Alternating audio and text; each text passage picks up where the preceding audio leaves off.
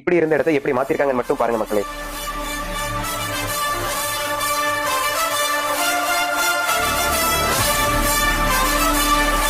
சொல்லுங்க road clean பண்ணிட்டு ஃபுல்லா ப்ளீச்சிங் உடனே கிளீன் பண்ணிட்டு ஸ்கூல் பசங்க போற வழி ஸ்மெல் தாங்க முடியல. ஸ்கூல் பசங்க ரொம்ப பாதிக்கப்படுறாங்க. திருவள்ளூர் மாவட்டம் பூந்தமல்லி அடுத்த காட்டுப்பாக்கம் பகுதியில் கடந்த சில மாதங்களாக சாலையின் அருகே உள்ள காலி இடத்தில் வீட்டில் சேகரிக்கப்படும் குப்பைகள் கொட்டப்பட்டு அப்பகுதி முழுவதும் துர்நாற்றம் வீசி வருகிறது. அருகில் பள்ளி செயல்பட்டு வருவதால் அவ்வழியாக மாணவ மாணவிகள் செல்ல முடியாத சூழ்நிலை இருந்து வந்தது.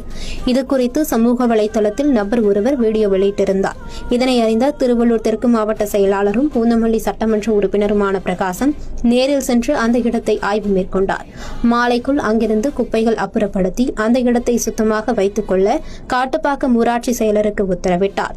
பள்ளி மாணவ மாணவிகள் எந்தவொரு சிரமமும் இன்றி நடந்து செல்ல இயலும் வகையில் இடம் சுத்தம் செய்யப்பட வேண்டும் என்றும் இடம் முழுவதும் ப்ளீச்சிங் பவுடர் போடப்பட வேண்டும் என்றும் அறிவுறுத்தினார்.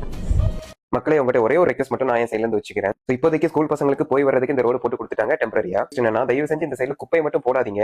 நெக்ஸ்ட் டேவே நம்ம வந்து பார்த்தோம். பார்க்கும்போது அவங்க பாக்குறதுக்கு டீசெண்டா தான் இருக்காங்க, படிச்சவங்க மாதிரி தான் இருக்காங்க. பட் ஆனா அப்படியே கொண்டு வந்து குப்பையை தான் அங்க போட்டுட்டு இருக்காங்க. என்ன இஷ்யூனால இவங்க குப்பையை போடுறாங்க அப்படின்றது எனக்கு தெரியல. சப்போஸ் உங்களுக்கு ஏதாச்சும் ரெக்வஸ்ட் வேணும், இல்ல குப்பை தொட்டி வேணும், அந்த மாதிரி ஏதாச்சும் நீங்க வேணும்னா தயவு செஞ்சு பஞ்சாயத்துல போய் கேளுங்க.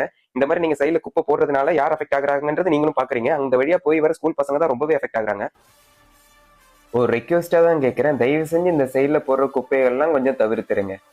நன்றி.